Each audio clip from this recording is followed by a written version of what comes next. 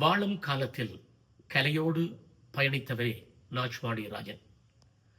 இவர் சின்னஞ்சிறு வயதில் இருந்தே அவரது கைகளிலே இருந்து கிடைக்கின்ற ஓசை தருகின்றவற்றை இசையாக மீட்டுகின்ற பழக்கம் அவருக்கு சின்ன வயசிலிருந்தே இருந்திருக்கின்றது. தந்தையார் ஒரு உடுக்கிசைத்து பாடக்கூடிய கலைஞன்தான் எங்கள் தந்தை.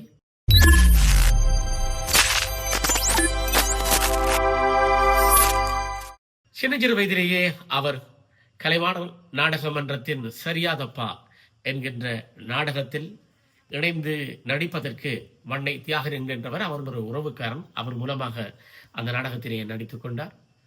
அங்கு பெரும் கலைஞர்களாக சின்னமணி, ரங்கநாதண்ணா என பெரும் கலைஞர்களோடு நடித்த பெருமையும் இவருக்கு இருக்கின்றது. இது மட்டுமல்ல, சின்ன பிள்ளை காலத்திலேயே எனக்கு நினைவு தெரிய இவர் என்எஸ் கிருஷ்ணன் மேல் மிகுந்த விருப்பம் கொண்டிருந்தவர். இதற்கான காரணம் எனக்கு வடிவாக தெரியவில்லை. சில வேளை கலைவாணர் நாடக மன்றத்துக்குள் இவர் நுழைந்ததால் அந்த ஆர்வம் இவருக்கு ஏற்பட்டதா என்பது தெரியவில்லை. ஆனால் சொந்தக்காருடைய கல்யாண வீடு அல்லது ஏதேனும் கொண்டாட்டங்களாக இருக்கலாம். அந்த கொண்டாட்டங்கள்ல என்எஸ்கேவுடைய பாட்டுக்களை இவர் படிப்பார். அதிலேயும் குறிப்பாக கூறுவதாக இருந்தால், அக்டோபர் மாதம் 2ஆம் தேதி வருவதற்கு முன்னே என் கண்ணுக்கு உணர்ந்தாக தெரிஞ்சது பொன்னே, இப்படி ஒரு பாடல் படிப்பார். அதுபோல படித்தானே கலகலகென கிந்தன், அந்த நந்தனார் கதையை கிந்தன் என்று கதையை உருவாக்கி இருந்தார். அதை அண்ணா வில்லுப்பாட்டில் அதை செய்வதை நான் பார்த்திருக்கின்றேன். மிகச் சிறுவனாக இருந்து இவரும் ஓர் சிறுவன் தான், ஆனால் என்னை விட 11 வயசு கூடியவர். ஆனால் இப்படி இவர் வில்லுப்பாட்டை சோடாமுடி கட்டி படித்துக் கொண்டிருக்கிற காலமெல்லாம் எனக்கு நினைவிலே இருக்கின்றது. அது மட்டுமல்ல, இவர் நாடகங்கள் தெய்வண்ணா அவரோட நாடகத்தில் சமூக நாடகங்களில் நடிச்சிருக்கிறார், கலைவாணர் நடிச்சிருக்கிறார். முக்கியமாக கலைவாணர் நாடக மன்றத்தில் இடிந்த கோயில் நாடகத்தை இந்த இடத்துல குறிப்பிடவும் அதை சில இடங்களில் மறந்து விடுகின்றோம். அந்த நாடகத்தில் இடிந்த கோயில் நாடகத்தில் அண்ணா நடித்த பாத்திரம் கபாலி. இந்த கபாலி என்கின்ற பாத்திரத்தை முதல்ல நடித்தது வில்லுப்பாட்டு கதாபாசங்கம் எல்லாம் செய்யக்கூடிய வடிவேல் அண்ணா அதை நடிச்சிருந்தார்.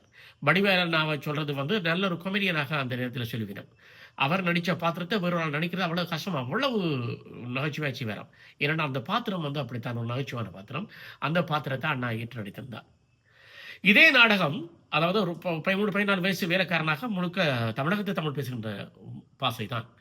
பிறகு இதே நாடகம் காலப்போக்கில் நான் அந்த பாத்திரத்தை நடித்திருந்தேன்.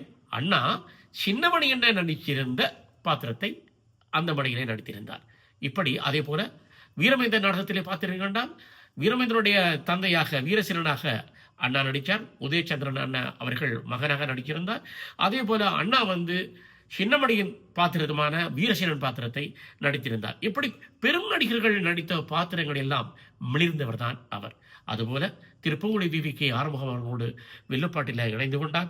அவரிடமிருந்து வில்லிசை கலையை கற்றுக்கொண்டார். அத்தோடு பல மேடைகளில் நிகழ்த்தி இருக்கின்றார். இதற்கு முதல் நாச்மாடி ராஜன் வில்லிசை குழு என்பது உருவாவதற்கு முதலே கருணா வில்லிசை குழு என்ற வில்லிப்பாட்டு இருந்தது. அதிலே பக்குணமண்ண, வண்ணை தியாகன், என்னுடைய மச்சான் தர்மராஜா, ராதா அண்ணன், உடுக்கு சக்தி அண்ணன் என பலர் அதில் இணைந்து கொண்டதையும் கூட இப்போவும் எனக்கு ஞாபகம் இருக்குது.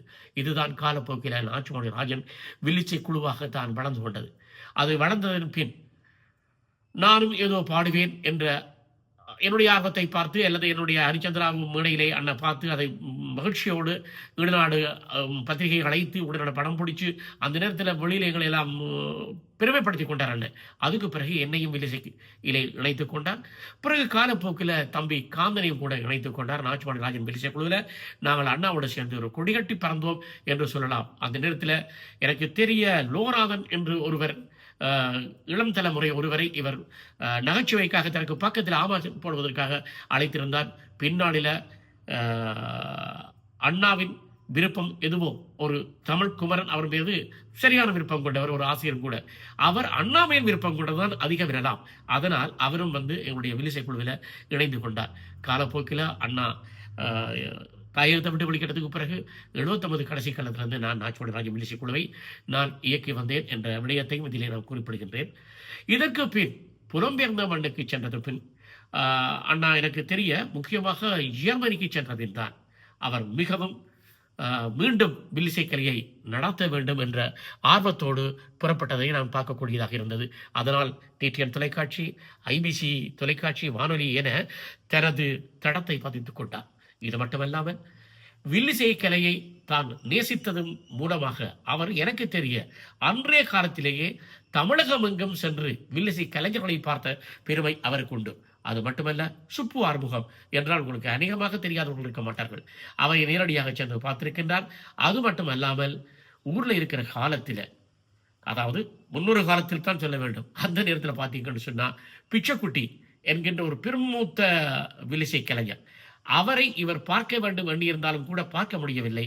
ஆனால் அவரது சிஷியனான சபா சதாசிவம், எஸ் ராஜேந்திரன் இவர்கள் எல்லாம் ஒன்றாக வில்லிசை கலையை பயின்றவர்கள். அவரோட இவருக்கு சபா சதாசிவத்தோடு இவருக்கு நட்பு ஏற்பட்டது. சபா சதாசிவம் வீரணியைச் சேர்ந்தவர். அந்த நட்பின் ஊடாக அந்த தமிழகத்து வில்லிசை கலை என்ன என்ற கேள்வியோடு எழுந்த அவருக்கு எஸ் ராஜேந்திரனுடைய ஒரு கெசட் ஒன்று கிடைத்தது. அதை நாச்சுவாணியில் ஜெகன் என்றவர் தான் அந்த கெசட்டை அடிக்கடி ஒலிபரப்பிக் கொள்ளுவார். அந்த வில்லிசைக்கலை கெசட்டை எனக்கு தெரிய நானும் அண்ணாவும் பல தடவை ஜெகனண்ணா விட்ட சென்று அந்த பாடல்களை, அதாவது இந்திய தமிழ்நாட்டில் இருக்கின்ற அந்த வர்ணமெட்டுக்களை, வில்லிசைக்கின்ற சில வர்ணமெட்டுக்கள் இருப்பது, அந்த வர்ணமெட்டுக்களை நாங்கள் மரணம் செய்ததும் அது போல பாடுவதற்கான முயற்சி எடுத்ததும் நிறையவே இருந்தது. பிற்பாடு சபா சதாசிவம் அவர்களும் தமிழகத்திலே வில்லிசைக்கலையை கற்றதனால் அவரிடம் இருந்து நாங்கள் அவருக்கு பக்கபலமாகவும் கூட, அதாவது நாச்சுமாடி ராஜன் வில்லிசை குழு ஆரம்பித்ததன் பின்னரும் கூட அண்ணா அவருக்கு பக்கபலமாக போய் சென்றிருக்கின்றார். என்னையும் அவர்களோடு இணைத்திருக்கின்றார். இப்படி குறிப்பிட்டு சொல்வதாக இருந்தால் தமிழகத்தில் இருக்கிற சரியான முறைப்பான வில்லுப்பாட்டுக்களை பாடக்கூடிய கலைஞர்களாக நாங்கள் எங்களைத்தான் பெருமையாக இந்த இடத்துல சொல்ல வேண்டி இருக்கின்றது. சபா சதாசிவம் அவர்கள் இறந்து விட்டார். அவர் அண்ணாவுக்கு ஒரு உற்ற நண்பராகவும் கூட இருந்திருக்கின்றார். இது மட்டுமல்லாமல் ஒரு சில விடயங்களை நான் மறந்து விடுவேன் என்று இயக்கத்திலே கூறுகின்றேன். வண்ணை தியாகரன் அவர்களிடமிருந்து அண்ணா ஒப்பரியை கற்றுக்கொண்டார். அதே போல மேக்கப் ராசையா இவர் ஒரு நல்ல நடிகர். அநேகமாக பார்த்தீர்களாக இருந்தால் பிவி வைரமுத்து, நடிகமணி அவருடைய வைரமுத்துவனுடைய நாடகத்திலே காலகண்ட ஐயராக நடித்திருப்பார். அந்த காலகண்ட ஐயராக நடித்த அந்த நகைச்சுவை, அவர் அநேகமாக ஐயர் வேடங்கள் பல வேடங்களை செய்வார்கள். அதிலே முக்கியமாக இந்த இடத்தை நான் குறிப்பிடாமல் இருக்க முடியாது. அவர் ஒப்பரியில் சிறந்தவர். அவரோடு இவர் சென்று ஒப்பரியை கேட்டுக்கொண்டார். அதில் குறிப்பாக இந்த முத்து வெள்ளையை எப்படி உருவாக்கிக் கொள்வது அல்லது எப்படி கலக்கிக் கொள்வது, இதை நான் நினைக்கின்றேன் ராசியாண்டாக்கு பிறகு எங்களோட அண்ணாதான் அதை திறம்பட செய்வராக இருந்திருக்கிறார். அது மட்டுமல்ல, வேலானந்தன் என்கின்ற பெரும் நடன கலைஞரை, அவருக்கு ஒப்பனைக்கு உரியவர் வண்ணை தியாகன் அவர்கள், எங்களுடைய உறவுக்காரன்.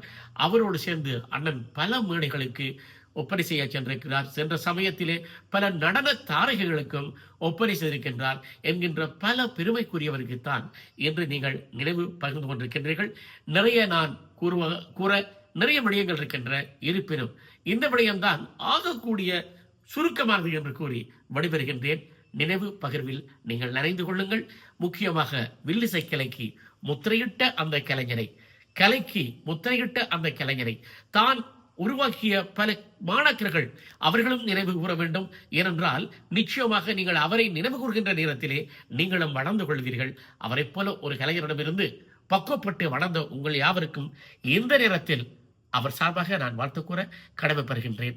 மீண்டும் மீண்டும் நினைவு பகிரக்கூடிய ஒரு மாபெரும் கலைஞன், வில்லிசை கலைஞன், நாடக கலைஞன், பன்முக கலைஞன் என பல்லாற்றல் பெற்ற அந்த கலைஞரை நாம் நினைவு கூறுவோமாக. நன்றி, வணக்கம்.